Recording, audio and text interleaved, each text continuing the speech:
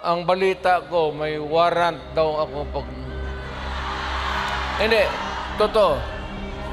Yung sa ICC or something. Matagal na akong hinahabol ng mga putang ina.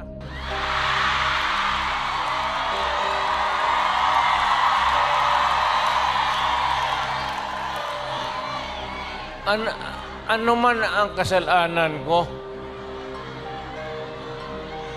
na ginawa ko man ang lahat sa panahon ko para may kunting katahimikan at mapayapa ang buhay ng Pilipino. Ang problema nito, ewan ko kung ang tingin ng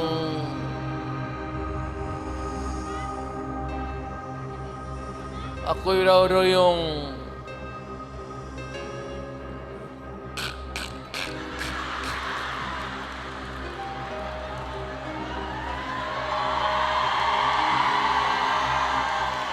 o ganito na lang. Ito ganito na lang.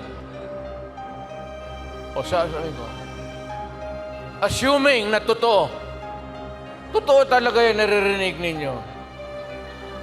Bakit ko ginawa yan? Para sa sarili ko? Para sa pamilya ko?